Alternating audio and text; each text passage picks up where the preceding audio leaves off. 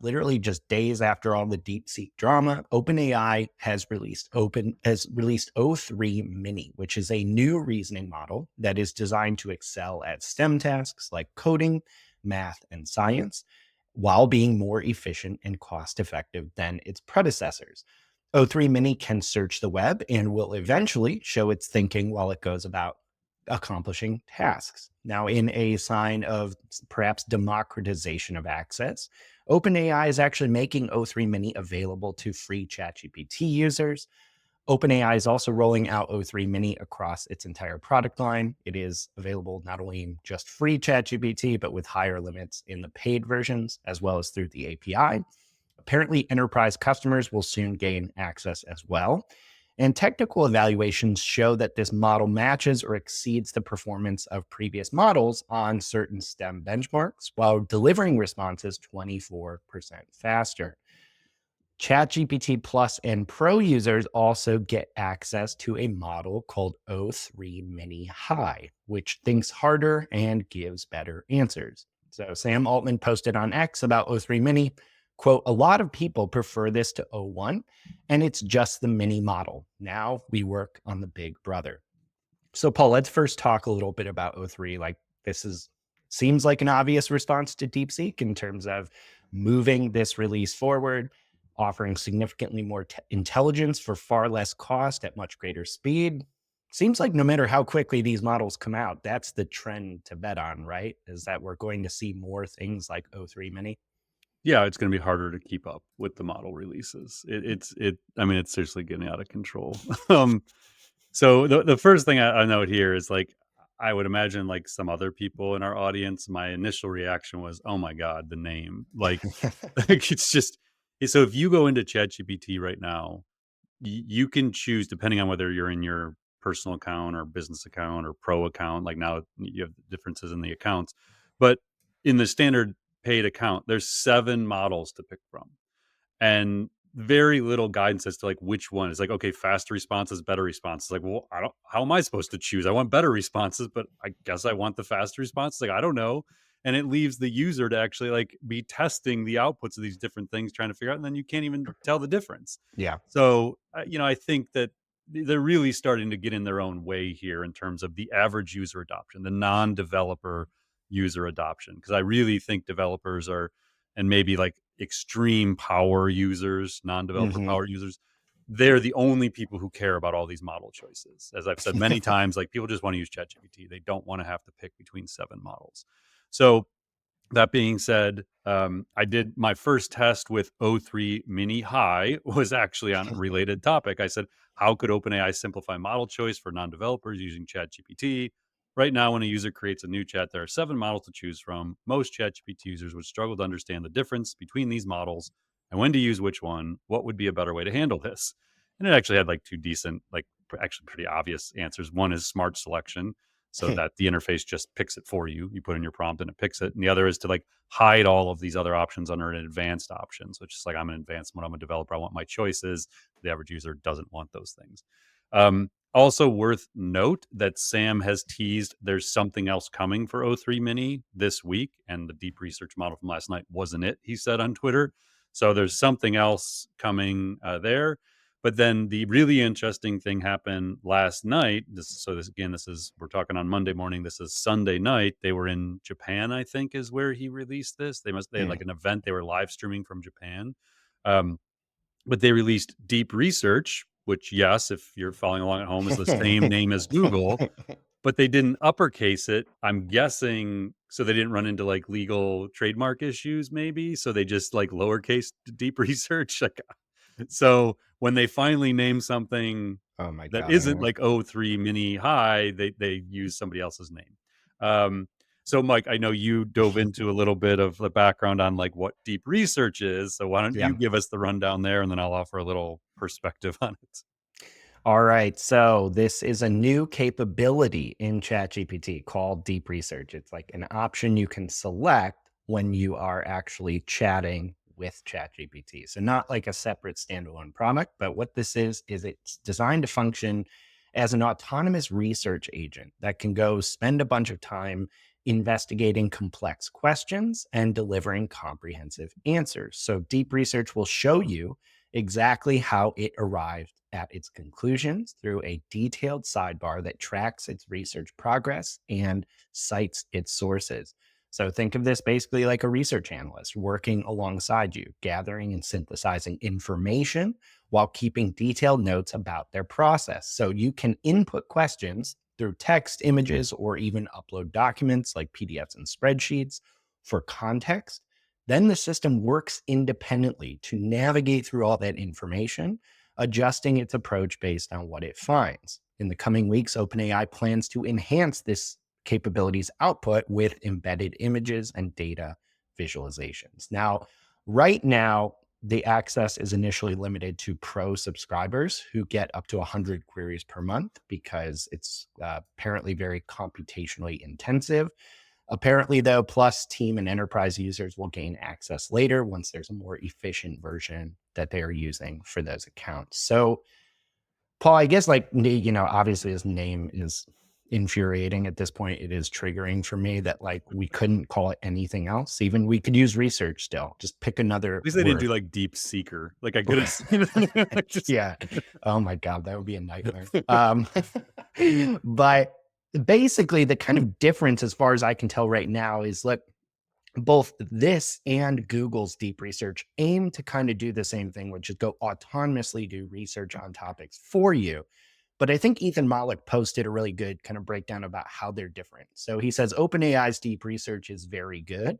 Unlike Google's version, which is a summarizer of many sources, OpenAI is more like engaging an opinionated, often almost PhD level researcher who follows the lead. So this basically seems like this is a much more fluid, autonomous kind of research partner versus something that's going and creating like a whole research brief for you, though they are both producing briefs. It seems like this one might be more useful to more converse with in some ways, but time will tell as we test it out. Yeah, I don't know that the average user is gonna like immediately be able to tell the difference. I did test it, and I don't know that I would agree with Ethan's analysis. Now, Ethan's had early access to this and done way more tests, but in my very limited test, I don't know, they're very similar outputs. Like it wasn't a dramatic difference between one or the other. Um, so yeah, all right. So I have a few thoughts here. Kind of like wander on this one for a minute. My initial reaction to this was that the AI timeline is accelerating.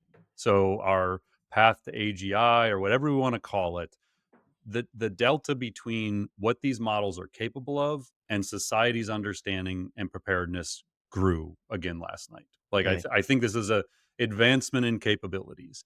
It is our first interaction outside of OpenAI with the full O3 model. So this is not o3-mini high. This is the full O3. Now there's an O3 Pro coming also that's going to be even more powerful. But this is your only chance to currently use the full O3 model is to actually use this product. So you can kind of use the most advanced reasoning model they have. I think Perplexity is cooked. Like I've said this the last couple months that I was starting to become less bullish on Perplexity as a sustainable company, and I think they're done. Like they're because Google already is better than them at this. OpenAI is obviously going to be better, and they're only going to accelerate the development of this. Everybody else is going to build the same thing. Anthropic's going to have a deep research product. Grok's going to have it. Everybody's going to have a deep research product. And once those things, all have access to the web, they all become extremely reliable. Like, what do you need Perplexity for? So I think if I was again on like putting odds on things, I do think Perplexity at some point just gets folded into somebody this year. I just don't understand what their market is going to be when everybody else can kind of do the same thing. Plus, you can build these things open. So I saw somebody already like created an open source version of this on like Hugging Face where they like reverse engineered how they did it. So that's interesting. The battle with Google is certainly noteworthy here. I think we are now in a race for these reasoning models and to productize those reasoning models. And maybe this is how they get away from the model confusion is you start building independent products or agents for specific things. And so deep research is that idea that like, I don't even care what model they're using. Does it do the analysis I need it to do? And so maybe productization is actually what eliminates the confusion with all these models. I haven't had time to think about this, but the impact on the future of search, Hmm. SEO, Yep. web, like changes, impact on education. You cannot give research projects to students and not accept the fact that they may be using these tools to do it. Impact on the future of the work, which I'll talk about as I kind of go on here for a moment. Um, Last week, we talked about humanity's last exam. I think that was 133, Mike, when we talked Yeah. about that new exam. Yeah. So basically, an exam was created to try and accept the fact that the current evaluations weren't hard enough for these models, and we needed something insanely hard. So they went out and got over 1,000 subject experts to contribute all of these questions, like the hardest questions you could create. There's a data set of 3,000 challenging questions. And we went from, let's see, um, Kevin Roos tweeted, when I wrote about humanity's last exam, the leading AI model got an 8.3%. Five models now surpass that, and the best gets 26.6%. That was 10 days ago in all caps. So we went from 8.3% to 26.6% in those 10 days. Yeah. O3-mini high is 13%. Now it's text only because that's all O3-mini high does. O1, it was the highest multimodal model at 9.1%. And now we have deep research at 26.6%, all in 2 weeks. So Sam actually tweeted on Saturday, the day before they released deep research, a screenshot of humanity's last exam and said, we're going to need a new exam soon. Now, keep in mind, they're training O4 already. Like they already know what the scaling laws are for the reasoning models. And they can look out ahead and say, by the time we get to O5, this exam's done. Like we will have surpassed this too.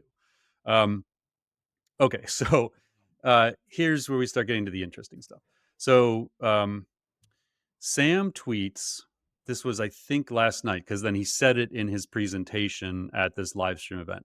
He said, my very approximate vibe is that deep research can do a single digit percentage of all economically valuable tasks in the world, which is a wild milestone. That's his words.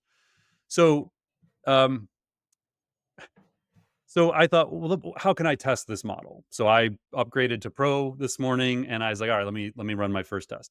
So I took this idea from Sam that we are now at the point where single digit percentage, which who knows what that means, 9%, all economically valuable tasks. Keep in mind, jobs are a series of tasks. So I went into deep research and I said, okay, this is the prompt I gave it. When presenting OpenAI's new deep research capability, Sam Altman said, quote, my very approximate vibe is that it could do a single digit percentage of all economically valuable tasks in the world.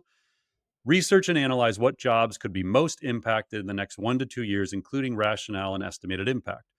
It went off for 5 minutes and started doing its thing. And again, if you haven't used one of these models, you need to experiment with them. Like watching its chain of thought is kind of wild. Yeah. And it does share way more than it used to share about that. It finished it, and honestly, like, it looked really impressive. I could see, like, a college student turning it in and saying, "Hey, I did it. It's awesome." But the first time you start clicking on citations, you realize it's citing everything from the March 2023 GPTs are GPTs paper, and then articles about that paper. So I went through, read this whole thing. I was like, "This is useless. Like, this is 2-year-old data, basically." So my second prompt was, you're citing studies and articles from 2023 that don't take into account all the advances in AI models since then.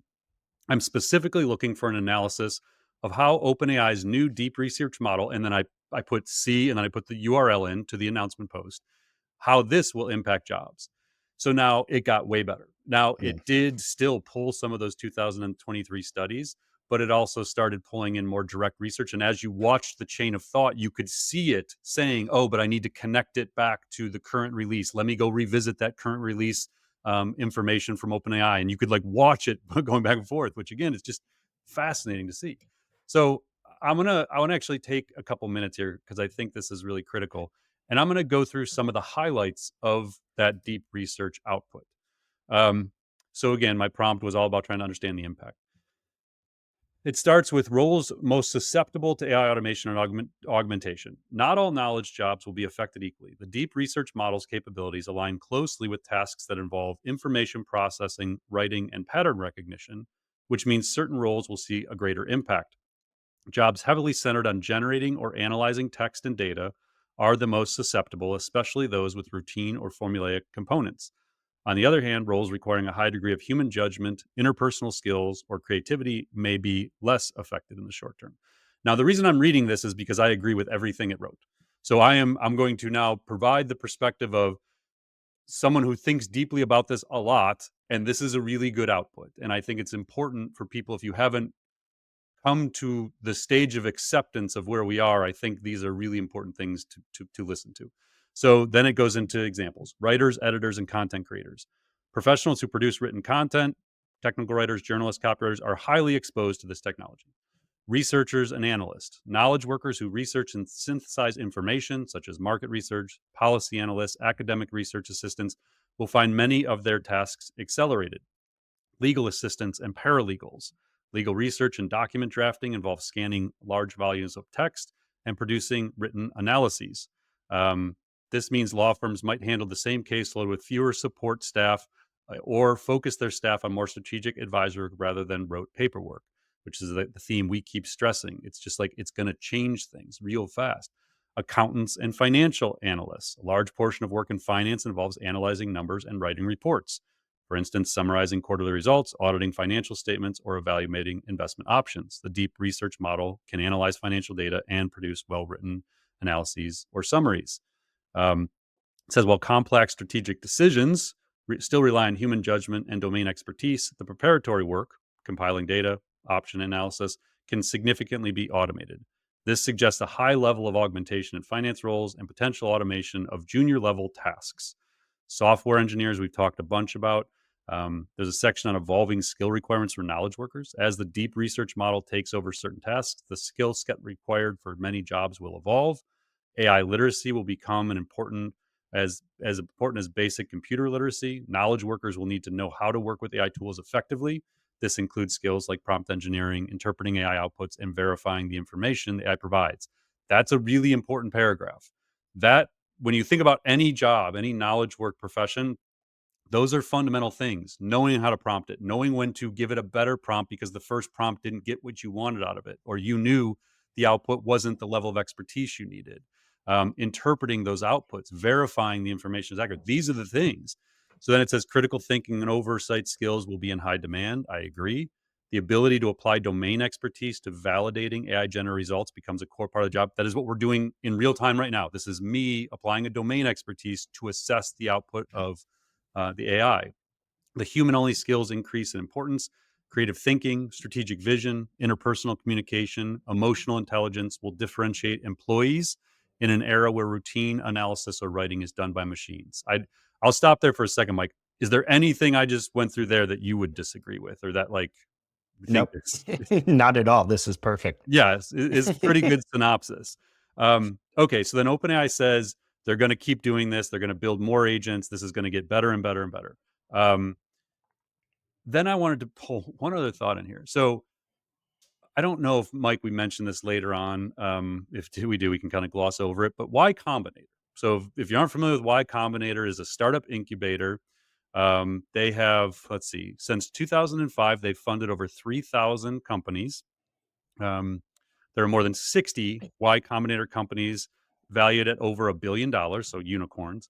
And the combined valuation of YC alumni is over 600 billion. Sam Altman was the president of Y Combinator from 2014 to 2019. So this is a very important organization within the technology world. They put out a call for startups. So this was last week. So if you don't think, like if you're still on the fence about whether or not we're trying to replace people, I'm going to read to you two of the areas that they have put out a call for startups. The first, AI personal staff for everyone. Quote, despite the explosion of software in the last decade, wealthy people still employ lots of human staff to provide personal services. These are things like tax accountants, personal lawyers, and money managers, but also personal trainers, private tutors, and even personal doctors. The list goes on. Why can only the rich afford this? Because software hasn't been able to replace these types of personalized knowledge work tasks until now. Over the next few years, we expect AI to get good enough to do most of these jobs, not just tasks, jobs. So if you are working to bring a part of this personal AI staff to every human on the planet, we'd love to hear from you. Then one other one. There was like, I don't know, 10 or 12. So I'm just picking two of them. The next one was vertical AI agents. What is a vertical AI agent? This is them, quote. It's software that's built on top of large language models that's been carefully tuned to be able to automate some kind of real important work.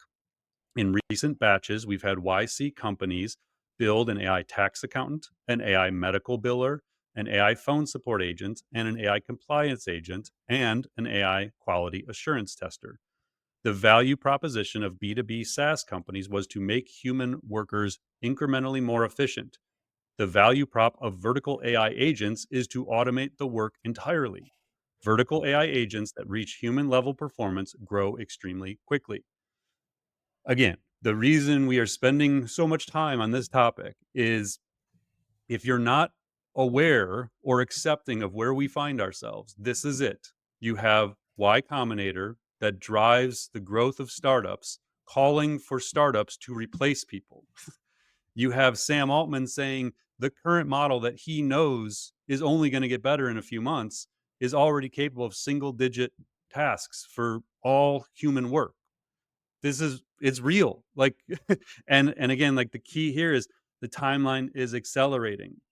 We're likely going to get a new model this week, I think from Google, it sounds like maybe. Anthropic supposedly is sitting on something as good or better than what Deep Research is doing and Mm. hasn't released it yet due to concerns. It's only going to accelerate from here. And it's just really, really important that people, even if you don't want to believe it, that you try and step back and be realistic about what is happening because it's going to happen really fast.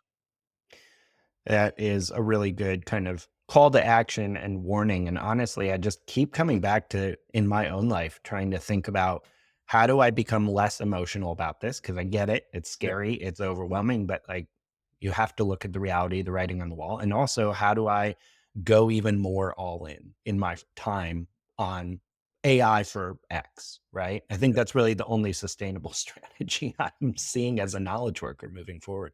Yeah, and I think it's a great point, Mike. But this like it's hard to emotionally disconnect ourselves from what's happening. Like Mhm. someone was asking me over the weekend about like tariffs and like why would we do this? Like to our allies, like what is going on?